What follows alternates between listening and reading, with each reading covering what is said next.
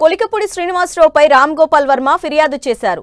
మంగళగిరిలోని డీజీపీ కార్యాలయంలో ఫిర్యాదు చేసిన ఆర్జీవీ ఇటీవల ఓ ప్రైవేటు ఛానల్లో అమరావతి ఉద్యమ నేత కొలికపూడి శ్రీనివాసరావు రామ్ గోపాల్ వర్మపై సంచలన వ్యాఖ్యలు చేశారు. రామ్ గోపాల్ వర్మ తల తీసుకువస్తే ₹1 కోటి ఇస్తారని పదే అన్నారు. దీంతో ఆర్జీవీ కొలికపూడి శ్రీనివాసరావుపై ఫిర్యాదు చేశారు. తనపై ఆరోపణలు చేసిన శ్రీనివాస్పై చట్టపరమైన చర్యలు తీసుకోవాలని ఆర్జీవీ ఫిర్యాదులో పేర్కొన్నారు. ఇదే అంశంపై ఆర్జీవీ మాట్లాడుతున్నారు. లైవ్ లో చూద్దాం. లోకేష్ జగన్ సైకో, జగన్ బాబాయిని చంపేశాడు, జగన్ అది చేశాడు, అతను ఎవడో మర్డరు, ఇతను ఎవడో దొంగ, అతను ఎవడో స్మగ్లరు అని పొద్దున్న లెగిస్తే ఆయన మాట్లాడేది వేరే వాళ్ళని విమర్శించడం లేకపోతే ఎలిగేషన్స్ చేయటం. అలాంటిది వ్యూహం సినిమాలో ఏదో చూపించేస్తున్నానని వాళ్ళు ఊహించుకుని వాళ్ళు చేసేదే నేను చేస్తున్నానని చెప్పడానికి వాళ్ళకి అసలు ఏ విధంగా రైట్ ఉంది అనేది బిగ్గర్ క్వశ్చన్. అది వ్యూహం అనే సినిమా ఒక పొలిటికల్ కామెంట్, అది పొలిటికల్ ఒపీనియన్ నాది. దేశంలో ప్రతి ఒక్కరికి ఉన్నట్టే మీరు తెల్లారు లేస్తే మీరు డిబేట్లో మాట్లాడచ్చు, న్యూస్ పేపర్లో రాయొచ్చు, లేకపోతే బుక్ రాయొచ్చు, న్యూస్ పేపర్లో కాలం చేయొచ్చు, ఒకళ్ళిద్దరితో మాట్లాడుకోవచ్చు, ట్వీట్ పెట్టచ్చు, అలాగే సినిమా తీయచ్చు. అన్నీ కూడా మాధ్యమాలు. కంటెంట్ అనేది ఎక్స్ప్రెస్ చేయడానికి నాకే కాదు ఎవరికైనా రైట్ ఉంటుంది. అదే నేను చేస్తున్నాను.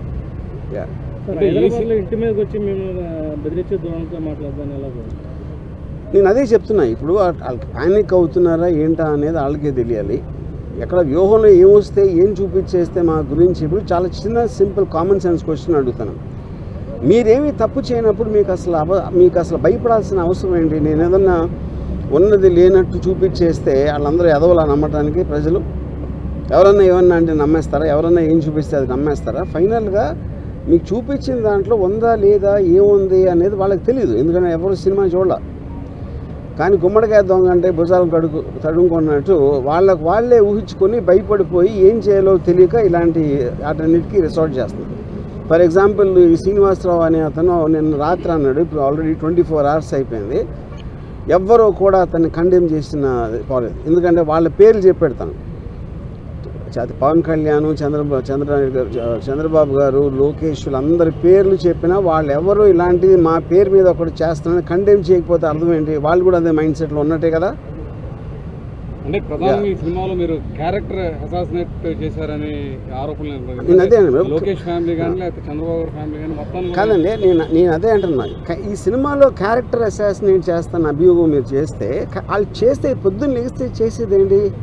ఎవరినైనా కాదు, నేను చెప్పేది ఉట్టి జగన్ కాదు, పాలిటీషియన్ అనే ప్రతి మనిషి కూడా పొద్దున్న లేస్తే ఎవరో ఒక క్యారెక్టర్ అసాసినేట్ చేయటమే పనిగా పెట్టుకుంటారు. అది that is a part of life.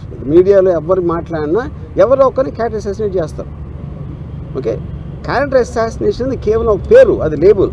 Actual point ఏంటి? అది ఒపీనియన్ చెప్తున్నారు, ఒకళ్ళ మీద ఒకన్న ఒపీనియన్ వాళ్ళు చెప్తున్నారు. అది ప్రజాస్వామ్యంలో that is a fundamental right granted under article 19 to tell an opinion. సినిమాలో నేను చేసింది అదే. ఆబ్వియస్లీ వాళ్ళ ప్రాసెస్, వాళ్ళ ప్రొసీజర్ ఉంటుంది, దాన్ని బట్టి వాళ్ళు దే విల్ టేక్ యాక్షన్. నేను ఇచ్చింది మన Srinivasa Rao, Sambasiva Rao anchor, TV5 channel owner BR Naidu, ఈ ముగ్గురు మీద ఇచ్చాను. ఈ సినిమాలు చాలా మంది కాంట్రవర్సీ ఉంటాయి, ఎప్పుడు లేని విధంగా ఈ సినిమాకి ఎక్కువ కాంట్రవర్సీ అవడానికి కారణం అది మీరు టీడీపీ వాళ్ళని అడగాలి. నేనైతే అదే చెప్తాను. కాంట్రవర్సీ అనేది నేను సినిమా తీస్తాను, కాంట్రవర్సీ అనేది దాని మీద అసాల్ట్ అటాక్ చేయడానికి వచ్చిన వాళ్ళు క్రియేట్ చేస్తారు. సో కాంట్రవర్సీ అనేది వాళ్ళు చేస్తారు కాబట్టి మీరు వాళ్ళని అడగాలి. అంటే ఏదంటే మీరు మొన్నటి వరకు క్యారెక్టర్స్ని అసాసినేట్ చేస్తే పర్లేదు, ఇప్పుడు ఫ్యామిలీస్ని కూడా మీరు అసాసినేట్ చేశారు. ఏ ఫ్యామిలీస్ని ఎలా తెలుసు మీకు? అది మీరు కలగన్నారా లేకపోతే నా ఇటీవలోకి వచ్చి చూస్తారా అలాంటి సీన్లు ఉన్నాయని?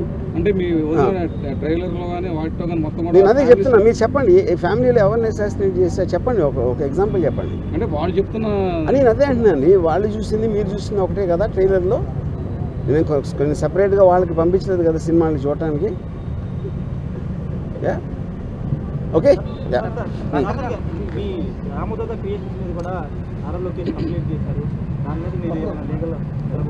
రేపు మార్నింగ్ హైకోర్టులో దాని మీద విచారం జరుగుతుంది. వెయిట్ అండ్ సీ, చూద్దాం. అనుకున్న టైం సినిమా రిలీజ్ అయింది అనుకుంటున్నారా? ఇప్పుడు అది నేను కోర్టు గురించి కామెంట్ చేసినట్టు ఉంటుంది. కోర్టు అనేది తేల్చకుండా నేను చెప్పలేను, అది పరిధిలో ఉంది కాబట్టి. Thank you. ఓకే.